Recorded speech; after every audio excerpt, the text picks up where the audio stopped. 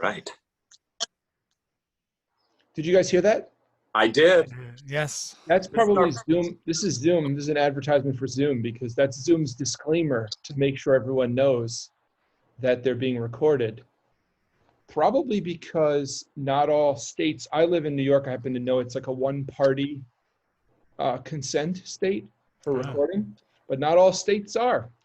Daniel's in Virginia and you're in Ohio, if I'm not mistaken. That's right. So everyone's being recorded. This is the Getcha Some Productions podcast and now YouTube channel, vlog, whatever you want to call it. We are a podcast devoted to all things related to music production, from the very first note and to the very last, from the very first note to the last fan. So everything that it takes to make music, we'll happily cover it. We are here with, well, my name's Keith. My partner below me in this shot. Yeah, my name's Daniel. Hello, everybody. And we have a very, very special guest, Tim Mirth, on. Tim is a friend of the podcast. He has his own podcast, and he's a guitarist extraordinaire, capable of tones from the dulcet to the Demented. To the Demented, I like it. Yeah. From the tormented to the tormented. So where we want to feature you today, Tim. We want to talk about your new album. Yes. The new Red Side. Is it the only Red Side Visible album? It's actually the second one. Second one. And what's it called again? A Break from Normality. Yes. Right. Yeah. I have it right here. I've been listening to it a lot, actually. Oh, awesome. Yeah, very much digging it. But what I think we should probably start off with can you just give us a background? I know you did this once on the podcast, but we were sort of rushing through. Last time Tim was on was right after Czech Korea passed. And we had a connection because we both love that album, Acoustic Band. So we were really focusing on Czech when we talked about that, when we talked on that particular show. So you gave a quick intro to yourself, but I think we cut it off just to let it be Czech's time. But now it's your time, dude. So, I know a little bit of your story because you do have a podcast, the Wood Air Metal podcast. So I've heard a little bit of your story, but why don't you give us and this is your time. So whatever, it's all good. Talk about yourself. How do you get sure. music, the superhero theory, the superhero origin story, as it were. Well, I would say I had no real clear advantages as I've gone, but I'm very stubborn. Maybe that's my advantage. So I've been playing I just turned 40 this year, and I've been playing since I was 10. And really the way that story goes, when we were growing up, there was music around the house. We had church. We went to church, and there was music there all the time.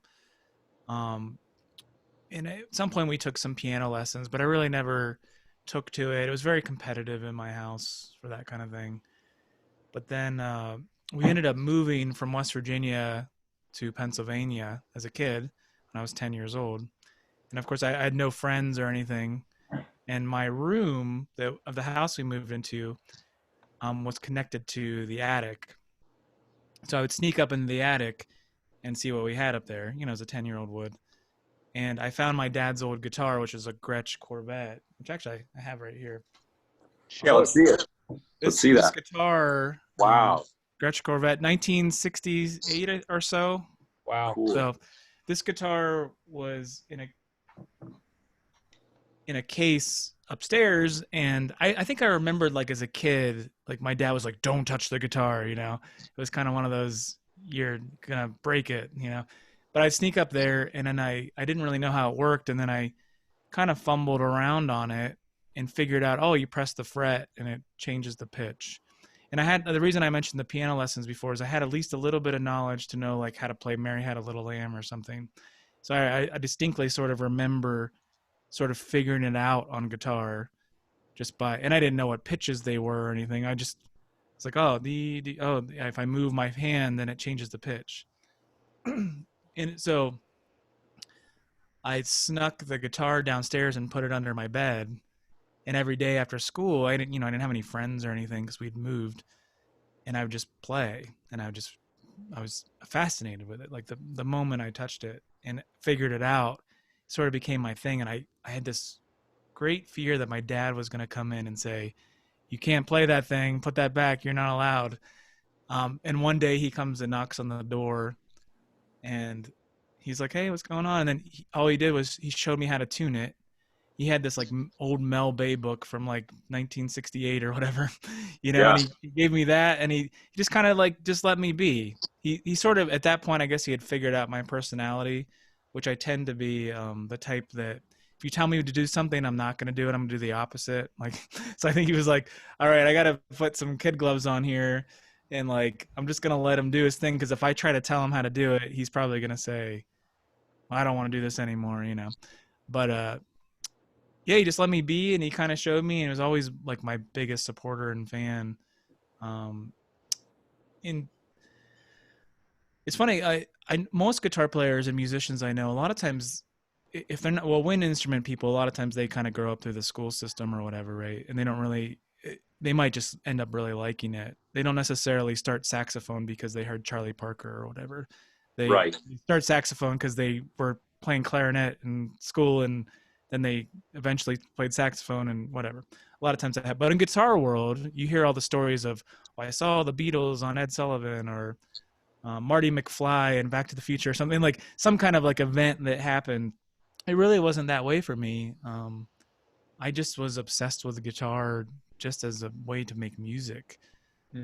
Actually, prior to that, I always thought I'd be a rapper. So I was sort of working on my rap game, and I didn't even listen to music with guitars at that point, really. When you were 10 years old? Yeah, when I was 10, I mostly listened to like what was ever on like Yo MTV Rap and Vanilla Ice. What was like even like Ice-T and Kool Moe Dee, and like I still know a lot of the words to those things. That's what was on Yo MTV Raps when you were, because I'm 40. Yeah, so it would have been in the 80s, during the 80s. Yeah.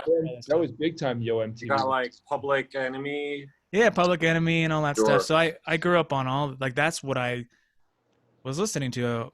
Now, so if we get the timeline right here, when I turned 10, I'm a December baby. So really like 91 is when I was 10 years old, right? So what happened in 1991? Well, Nirvana hit, right? And like, I sort of instantly gravitated towards that once I kind of got into it, but it wasn't that got me in. I actually started getting a guitar really before I noticed that so much. It's not that I didn't notice it maybe, but it wasn't the thing that was the impetus for me starting. But then I really, what was cool about that scene, and maybe this is true of all scenes, but at least in my particular age group, was a lot of that music was a little bit more approachable and easier to sort of learn when you were, a budding guitarist. So pretty much within a year or two, I was starting bands with friends, and all through high school. So I've had bands most of the time that I've played guitar, and even I think there's some videos that we did like in, I'm 6th, 7th grade or whatever, like who knows, like crazy guitar stuff, and I didn't really know how to play a lot of stuff, but I remember I used to take a tape recorder and I would record songs off the radio, and then I would try to learn stuff just by ear or whatever. And we didn't really have the cash to get lessons or anything, so I didn't really have any of that. And I play left-handed. Oh yeah. So I was playing the Gretsch for a while, but I always got annoyed by like hitting the knobs. It's kind of funny in a way, like why did I play left-handed? But I always did that. Like the day I picked it up in the attic, it was left-handed, and it just felt right. Felt correct. Wait, the day you picked it up in the attic, it was left-handed, but it was no. I played it left-handed. It's a righty. Yeah. It was strung right-handed. Yeah. But you picked it up and played it left-handed. Yeah. And you're genuinely a lefty. Yeah, and I'm a left-handed. I have left-handed and everything. But my natural tendency was to play it left-handed without really knowing what that even meant. I didn't know what that meant. And again, my dad didn't stop me. He just kind of let me be. And eventually I flipped the strings over and I tried to learn some stuff out of the books. And, you're learning songs to play in bands and those kind of things. Yeah.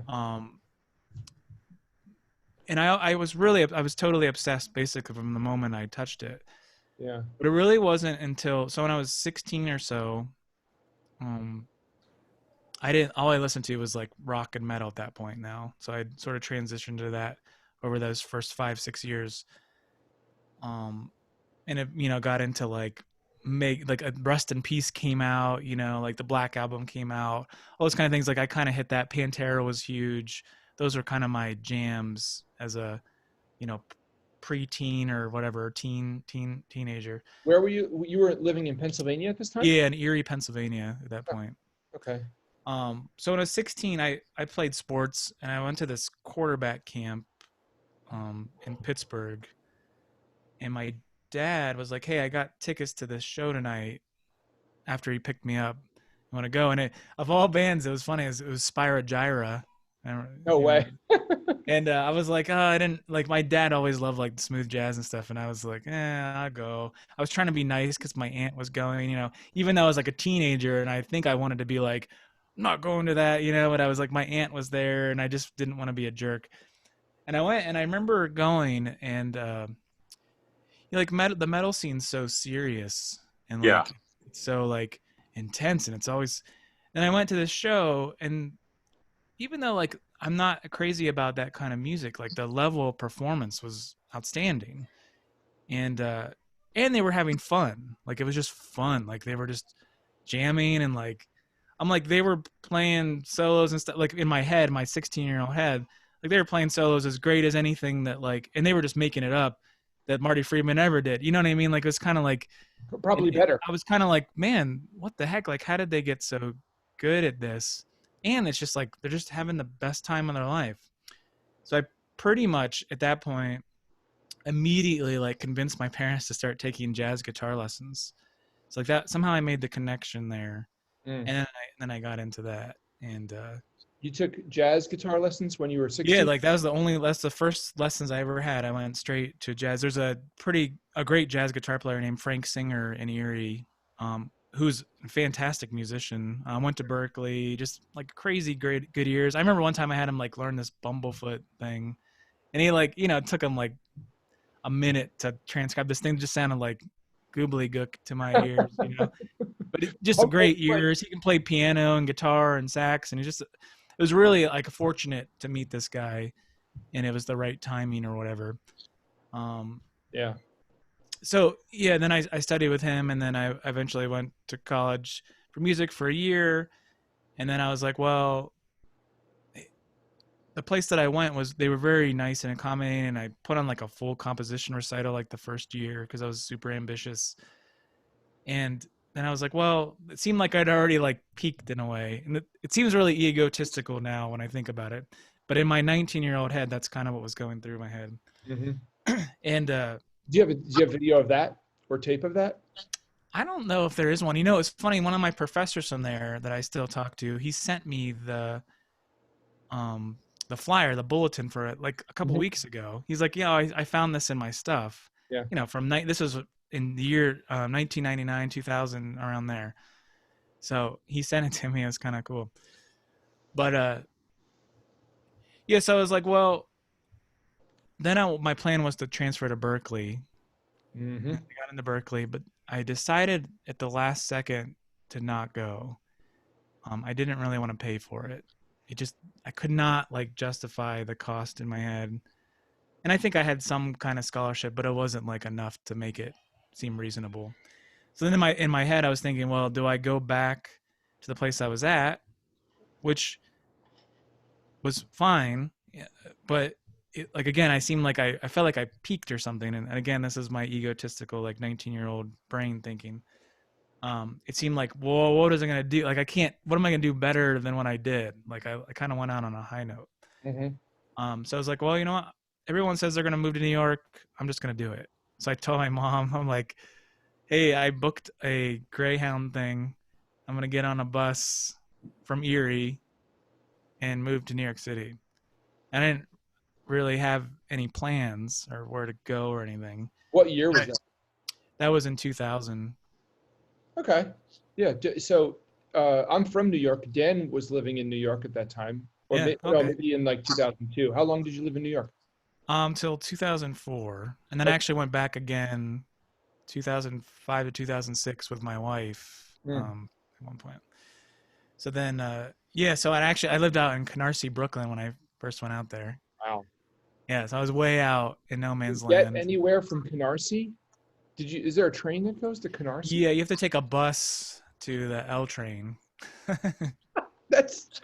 I lived in this basement apartment. Yeah.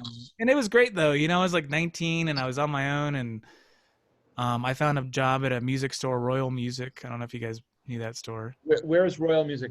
It was in Canarsie. Yeah. And then they had another one in Long Island. Yeah. What was crazy about that place is they were like one of the only platinum Gibson dealers.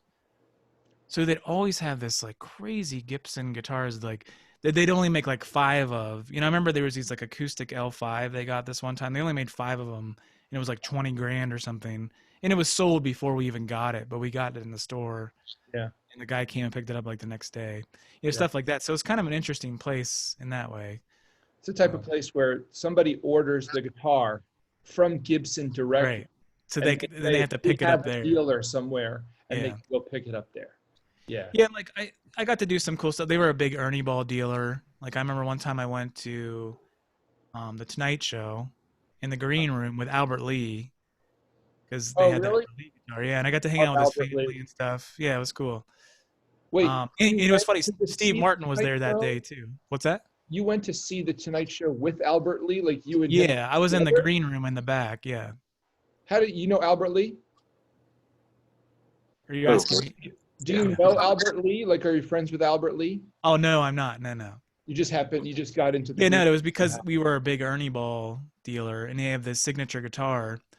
I went there, but I was hanging out with like his family, like his wife and his daughter were there. Yeah. And we were in the green room, and I remember like Steve Martin was there. I actually saw the video of it. I looked it up a while ago, but you can find it because it's like look up Steve Martin playing with Albert Lee on the Tonight Show. Yeah. You'll find it. Yeah.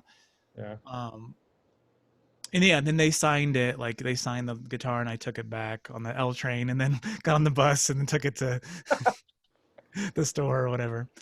So So that was kind of my thing. So then I had studied with some people in New York.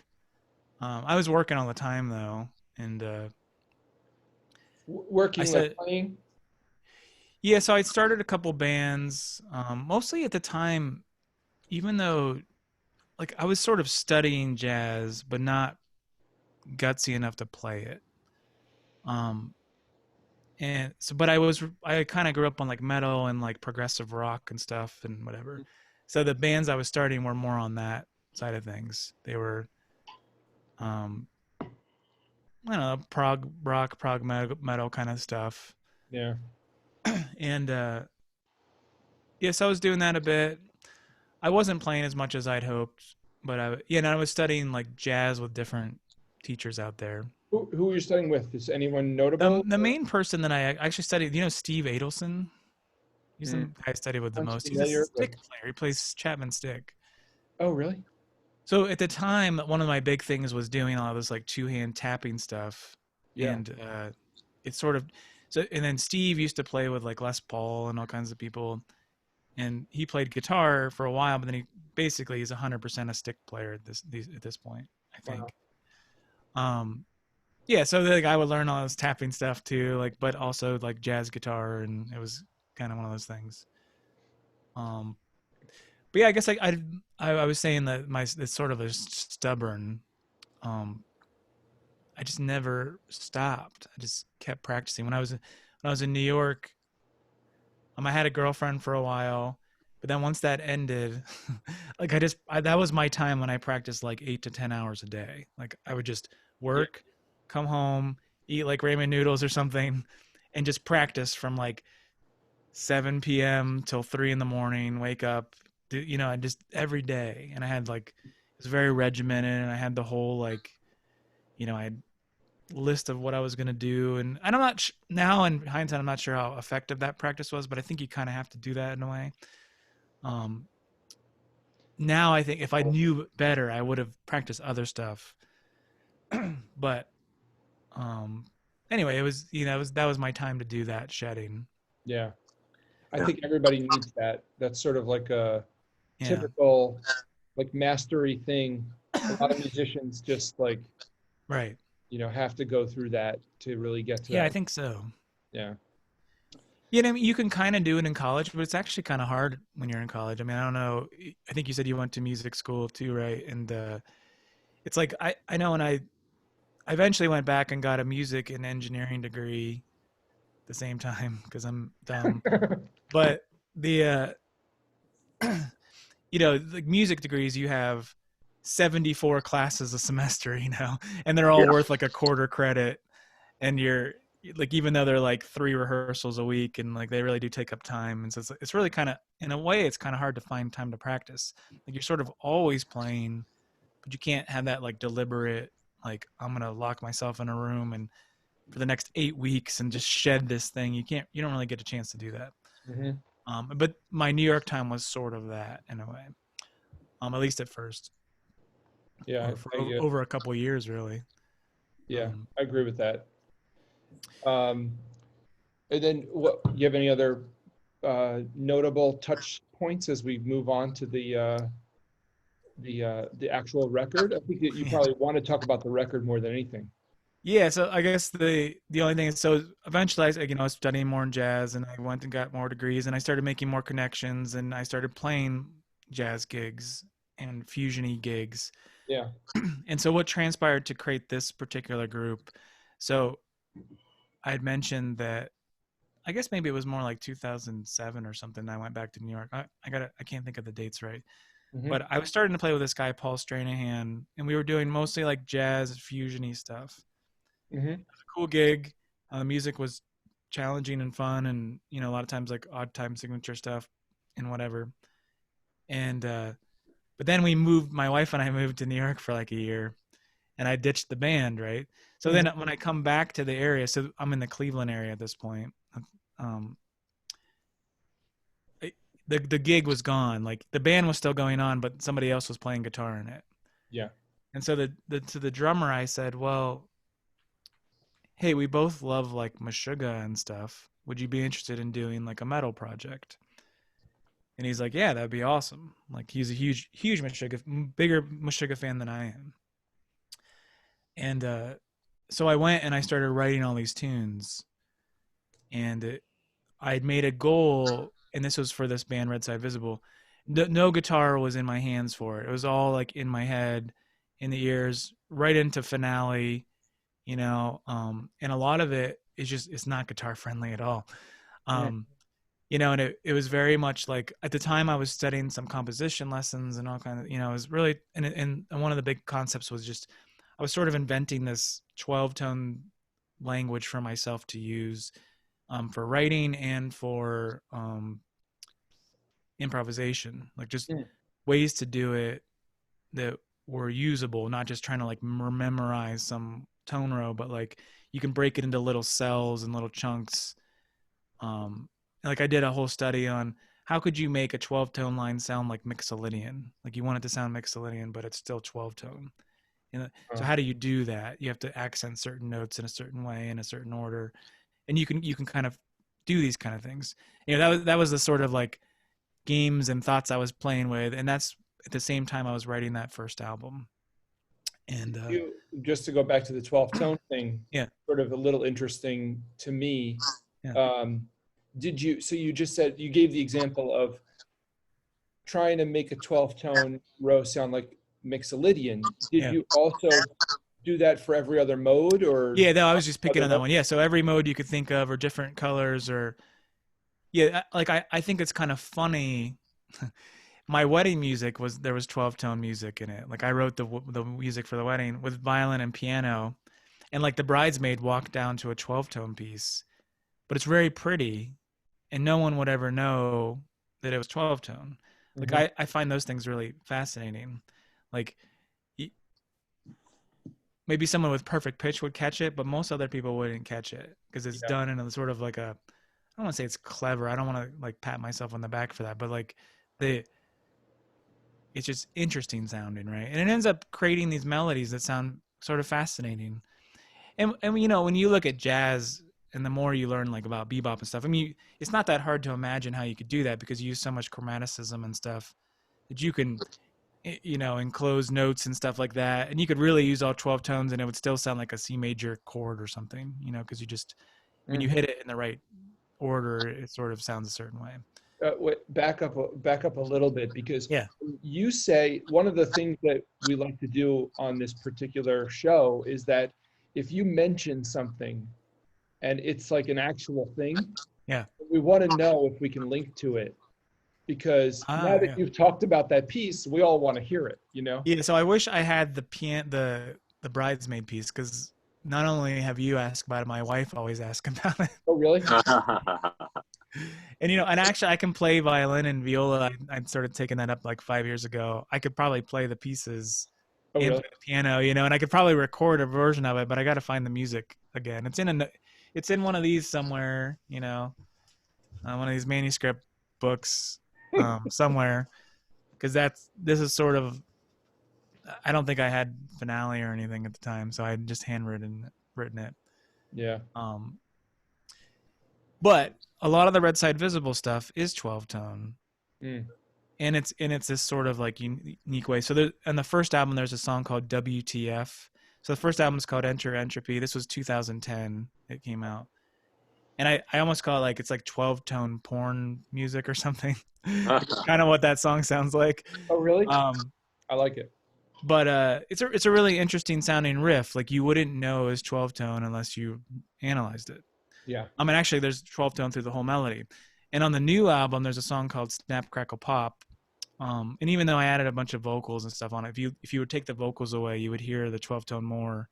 But between the guitars and the saxes and stuff, it's actually a 12 tone melody, you know, throughout the whole piece pretty much. Like, so sometimes a couple of the notes might be on the guitar, some might be the bass, sometimes it might be a tenor to alto sax, and they're all happening in some order. But you could rationalize it through 12 tone rows and just different schemes that I would use to come up with that stuff. Okay, so check it out. So we're talking about the album now, right? Yeah. You're ready to like get into it? Yeah. So let me just stop, because I actually have a list of sort of things that sort of jumped out at me. Yeah, go for it. I just wanted to sort of pay you some compliments first, because there were a couple things that I really liked about it. And I just made notes. It is like essentially a jazz metal album. It's like, it's pretty strong in the jazz. It's pretty strong in the metal. So it's a nice mixture of those, and it's pretty, it's aggressive, but it's also like musically intense in that there's a lot of notes. So it's a frenetic, it has a lot of frenetic points on the one hand. On the other hand, there were a lot of nice things you did with mixing, with vocals, where there were like super angelic sounding vocals over like genty riffs and things. There was a lot of stuff that I liked. I made a note of the solo on Snap Crackle Pop. I actually really like the saxophone solo on that one. That's awesome. Yeah. And I love your solo, and it was so Holdsworthy. It was like super Holdsworthy, but I just love the solo. I love the tone. I love the opening theme. Yeah. And then you revisited it. So I liked all that stuff. So this is for people who are listening and who don't. If people are listening to this or watching this show, and they don't know, do I want to listen to it? If you like, you know, this type, if you like metal, but you also like jazz, you know, you're going to get there. The solo on Dislocated, especially there were some synthy kind of sounds. Yeah. And it was sort of a little bit glitchy. So that was a guitar, right? It was, yeah. And that was pretty sick. And then there was, I think it's the song Dislocated, where it's like this epic section. It's a very epic section. It looks like the section that would be like going over, it would be like a drone shot over like, like a war zone, Oh, right. like the robots versus the zombies war zone, Sure. which in slow-mo or something. It was just so epic. It was almost like video game music. There's a Yeah. lot of cool stuff on this album. So I just made these notes. So Dislocated was one. The solo from It's More Complicated Than You Think had some like super fiery riffs, and the time feel, it was like, like in a solo where the heat, you like sort of building up heat. I felt like you really nailed it in that. Oh, thank you. That was really nice. And those are all the like notes that I had about like complimentary notes about the album. But I think it's a good idea to just like characterize the music so people know what it is. So like, Sure. how would you? I know for me it sounded like metal, math rock, jazz. It sounded like all that stuff. How would you characterize it for people who want to like decide whether they want to listen to it at all? Yeah. So thank you for all those comments, and I'm glad you're noticing those things. I know a few people that have listened to it that really aren't into, let's just say, more I don't know if you want to call it artsy music or intellectual music or something, but they were like, the first time they listened to it, they really, like, I think they struggled. They listened to it because they're my friend, but they weren't like, they normally would listen to Bush or something, or Weezer or whatever, like, so they weren't quite ready for it. But then they said, they're like, I gave it a few more tries, and like every time I listen to it, I hear something new that I didn't hear before. So there's a lot of like just layers of things that go on it. But to sort of back up a little bit, probably my favorite album of all time is the Mr. Bungle California record. I just adore the heck out of that album. And if you haven't heard that album, it's a total masterpiece. And it really doesn't sound like any of the other Mr. Bungle records at all. It's almost like their version of Pet Sounds or something. And they used so many instruments on that record. There was really like no limitation, and they recorded it to tape, the whole thing. And I guess they almost like murdered each other, because like tape, you don't get any redo. You get the redo of the thing you just did, but like you can't fix something from like 3 weeks ago that you recorded, because it's already there, and you'd have to start all over again or whatever. Mm-hmm. So, and then it uses acoustic instruments, like things you've never heard of before. And like, I know Mike Patton like has like a closet or like a room full of just random toys that make different musical sounds, and like there's all those kind of things like in this record. It's just as far as like a production, it's really just an incredible album. And so when I went to make this new Red Side Visible stuff, a lot of the music was written 8 years ago actually, and the drums were recorded 8 or 7 years ago or so, and it's never finished it. But when it came back to recording it now, I was like, I'm just going to do it. I'm just going to go all in. We're going to go and do sort of the Mr. Bungle treatment to it. There's no rules. If there's 150 tracks happening at the same time, then there's 150 tracks happening at the same time. The original Red Side Visible band, like that band played and toured, and it was, kind of a fun live show, and we did improv, and like, it was just, but that, I knew that wasn't going to happen with it, especially with COVID and stuff. So I guess to characterize the music, it's inspired by that sort of freedom that bands like Mr. Bungle, Zappa, and others sort of afford. There's also like an element of humor in it that I like from those bands. Which I was saying before, like metal bands are often like so serious, and like the content and the lyrics and everything's like, it's either like really depressing or really dark or really sad, and like that's not really, it's just not something that I relate to personally, or that I wanted to share on something like this, at least. Tim, I listened to this album for the first time today, actually. Oh, did you? Nice. Yeah, so I have the raw, and the first thing, I'm glad you said all that stuff, because I was like, okay, I'm catching what you're dropping, because I was like, this reminds me a little bit of Mr. Bungle right away, but they're definitely doing their own thing. So I would say to someone who doesn't understand anything technical about music, like if you enjoy Mr. Bungle, you definitely want to check this album out. And right away, the humor and the joy Like I sensed a lot of emotion, and even though it was an aggressive sound, I was like, they're smiling, or like this is like the intention. It really came through. Like I caught it right away, Awesome. and it was so engaging, and as like the layers, I was like, this is so dense. I'm not catching it. Yeah. I'm not. There's no way. There's no way. It's so much. But especially, I'm more of the metalhead than Keith. Keith likes metal, but I definitely like Meshuggah, all that stuff. Sure. The way you use the metal in a funny way, it was spot on. I really enjoyed it. So thank you. Thanks for making this album. Yeah. Yeah. It's funny. I one of the things I noticed, because it's sort of like this project disappeared for 8 years, 10 years. When I sort of revisited it this past year to finish it, I was like, I have to get this thing done, Like I've been sitting on this for like 8 years. It's just that it didn't sound like a derivative of much else. Like, yes, like you just said, it certainly has like Mr. Bungle tendencies, and probably especially as like a vocalist or whatever. Like I love Mike Patton, and I wasn't trying to be Mike Patton, because who can do that?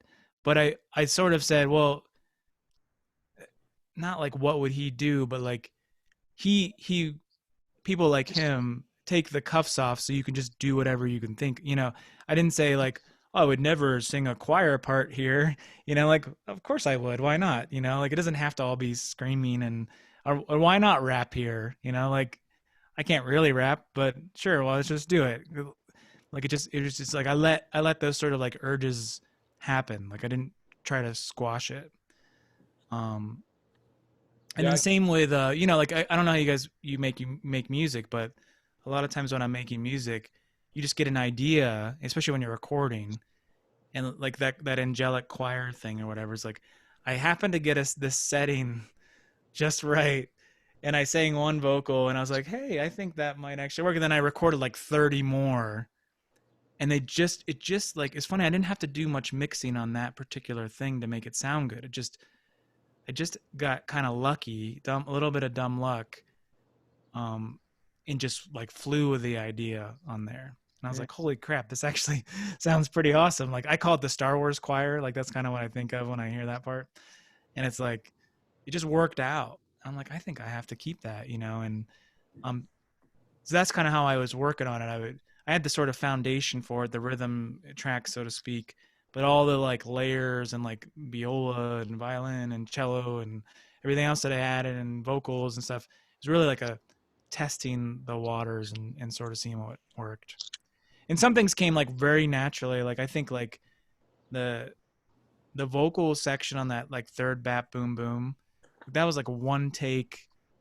It just like nailed it first take, and I was sort of improvising it, and then I went back and I actually had my kids like help sing a couple parts on it. So like I can't remember the line now, but we like we all sang it together, and like I just added like tons of layers just so because it sounded kind of cool. And then like Dislocated, I think the first part of it, like it just like worked out. But then other ones, I mean, I must have done hundreds of versions before I felt good about it. I was like, this isn't working, or this isn't working. Couldn't find the right groove, so to speak. So you just said that the album is, I think you said just now that it was like sort of like simmering for 8 years or something. Yeah. So first of all, what happened there?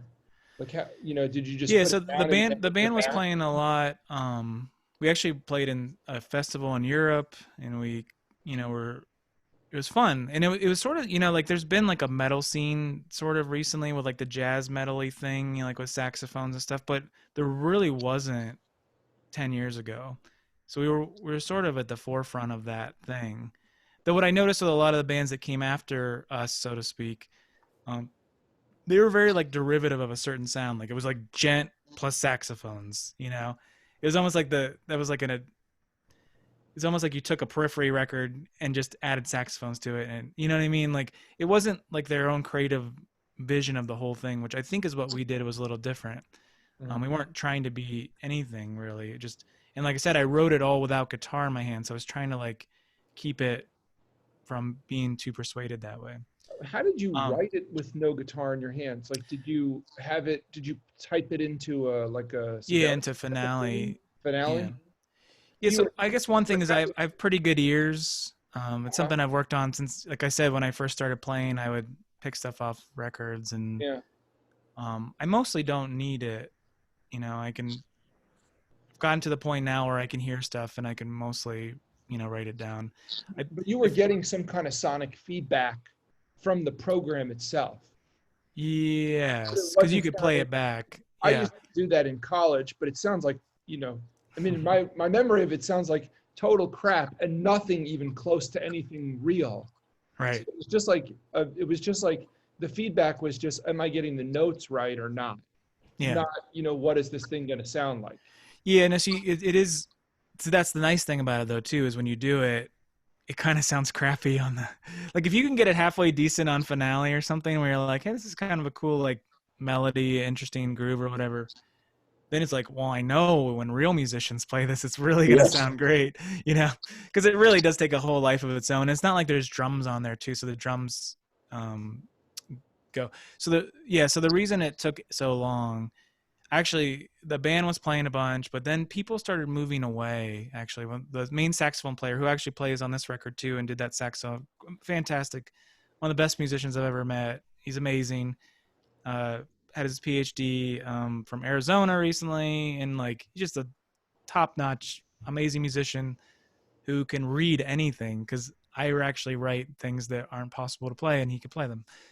And like a great jazz player too. Anyway, he moved away, and he was kind of like the foundation of our horn section in this group.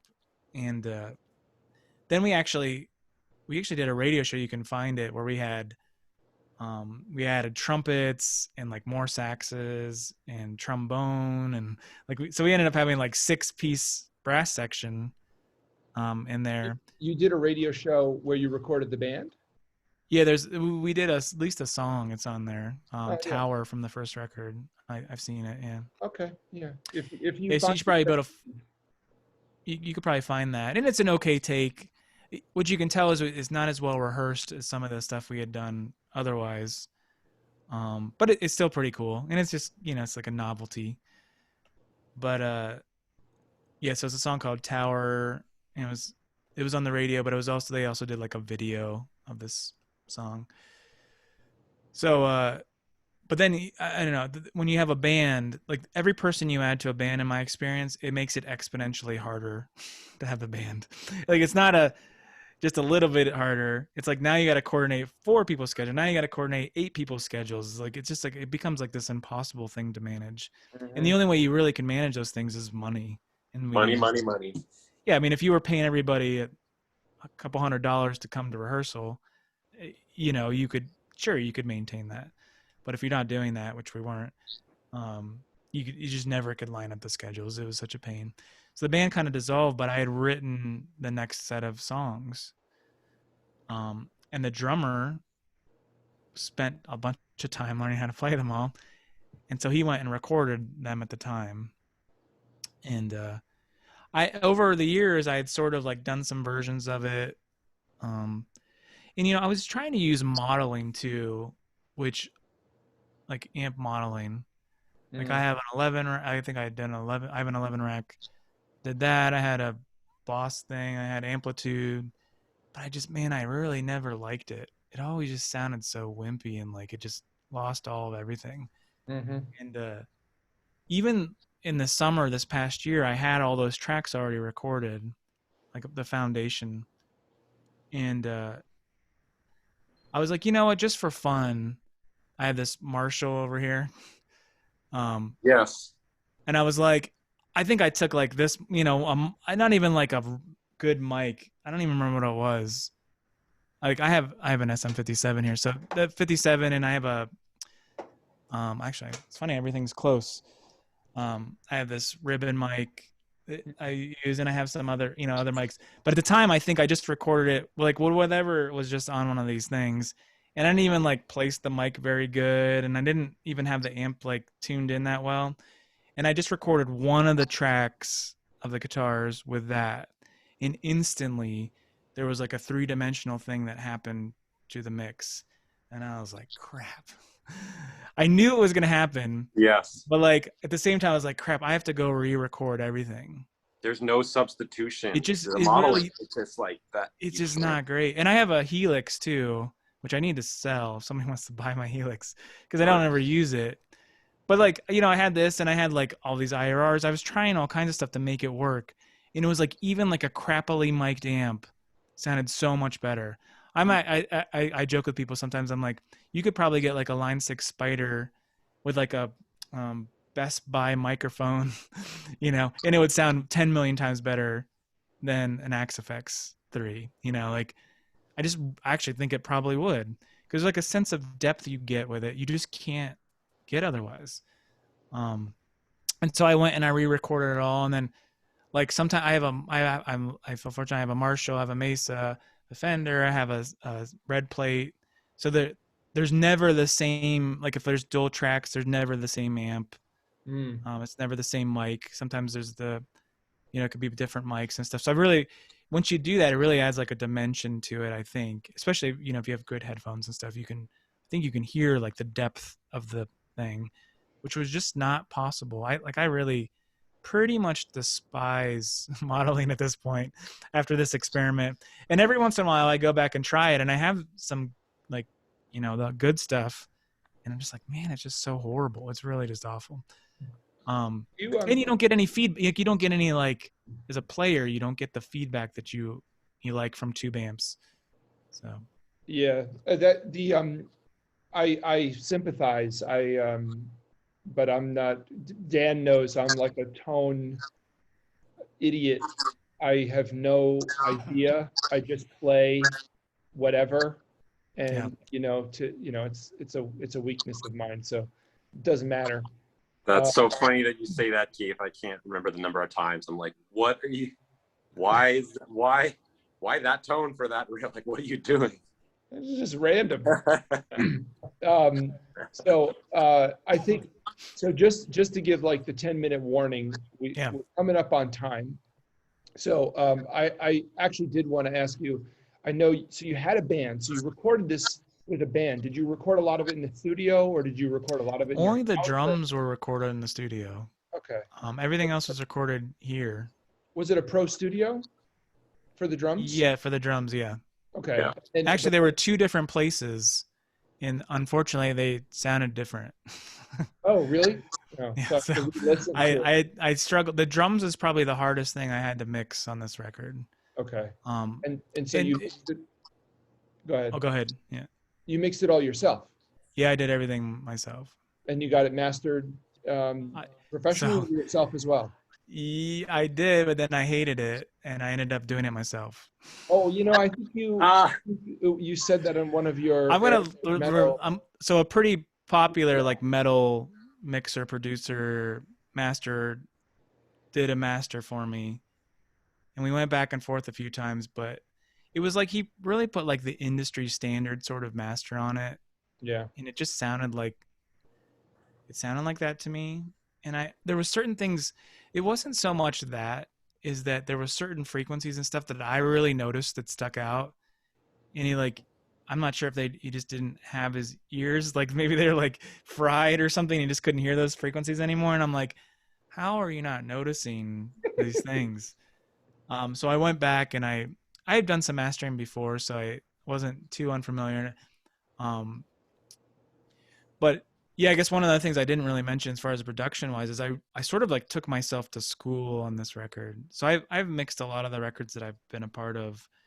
But when I did this one, I was like, I really don't know anything about master's degree, basically. What's that? If it took 8 years, that's basically like your undergrad and your master's. Oh, maybe, yeah. Well, so this past year, I was like, I don't really know much about like metal mixing. Like I really don't. And I could pretend like I knew something, but I said, well, how do I learn about it? So then I went and I got some courses, and I watched videos, and I read books, and I tried all these kind of things, and some of it I liked and some of it I didn't.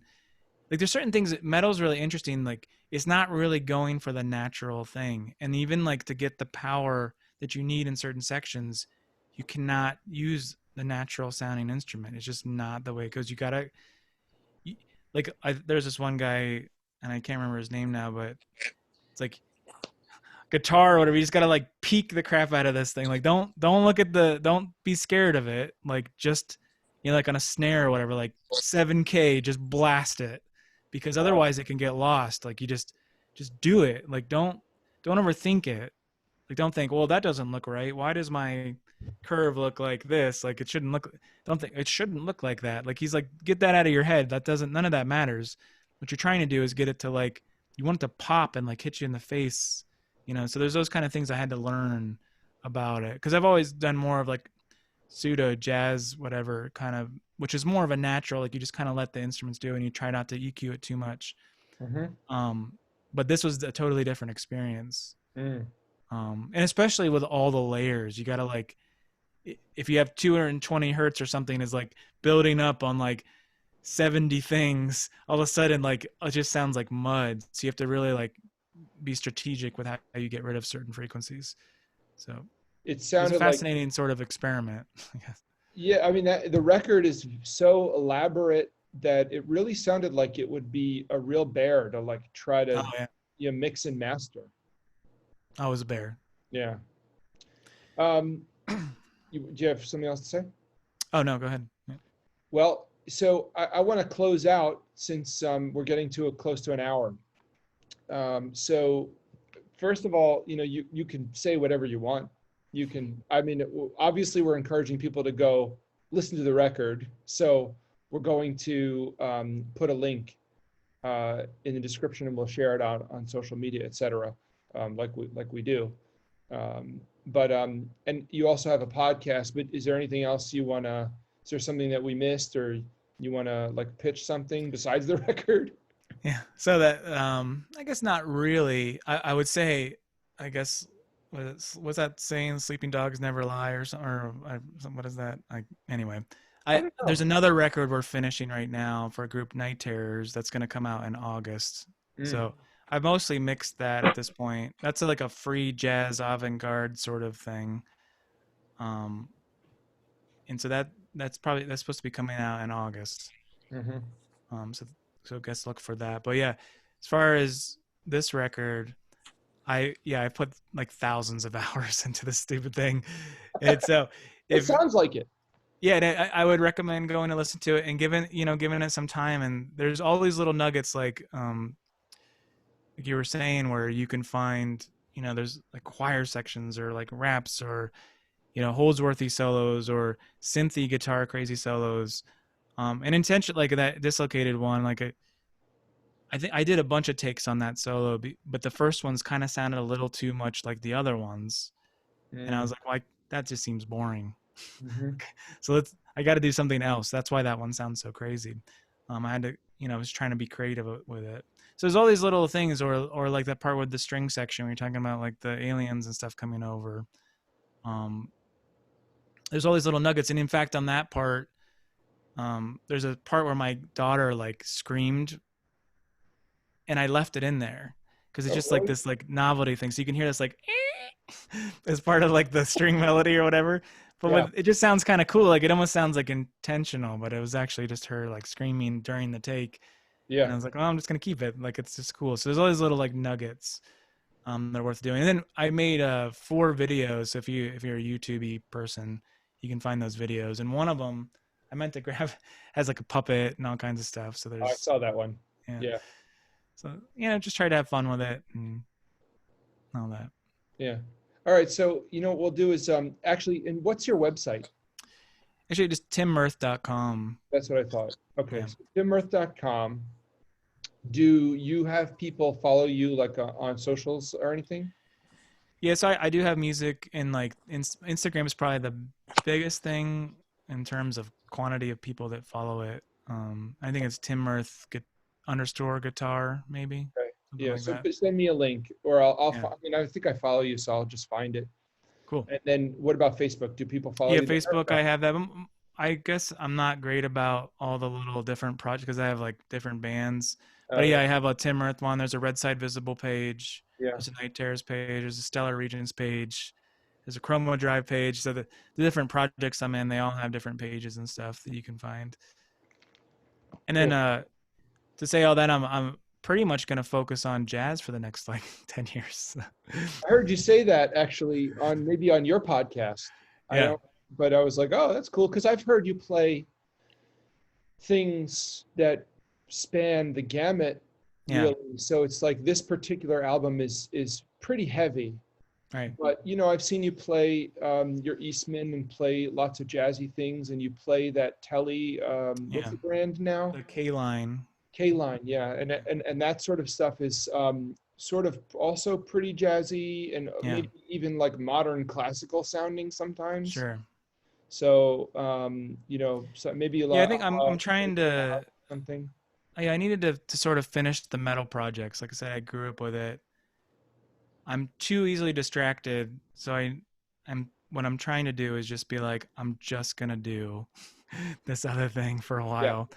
Like, what happens if I really focus on, like, I've been studying the crap out of bebop the last month, really. Like, oh yeah, I mean, I've been practicing more in the last month than I have in a long time. 4 to 6 hours a day, like any chance I get, and just diving in and all the stuff that I really kind of skipped out on or just loosely learned, and just just trying to learn all that. So I kind of trying to get all that under my wing so I can actually do that thing, because I love it. I love it. It's of all the types of music, it's the one that keeps pulling me back the most. So is that right? Okay, so you know what we should do? We should stop this particular podcast. People, will go to the links in the description. The album, Red Side Visible, A Break from Normality. Yeah. You gotta. I listened to it like maybe 20 times in the past week. Oh man, awesome! And it was just like, it was like every time. It's sort of like you both said. It's like the more you listen to it, the more you get out of it. Because it's pretty dense, but it's awesome. It's an awesome album. So we want to plug that.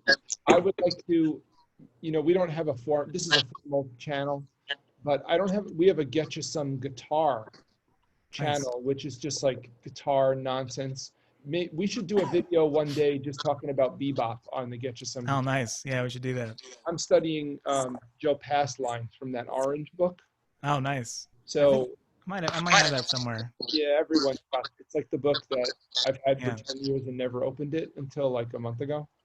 Nice. So awesome. All right, Tim Mirth. Yeah, thank you so much, guys. It's been a pleasure. Thank you. Tim, it's awesome. It's awesome meeting you today. And yeah, you too. You have a great story, and I'm looking forward to promoting your material to all my friends. Oh man, and everything. The word out. I know how hard it is, and I just think it's great. So. Thanks for coming on. Thank you. Yeah. Mm-hmm. Oh, yeah. Okay, Great. Good night, guys. See you guys. All right, see ya.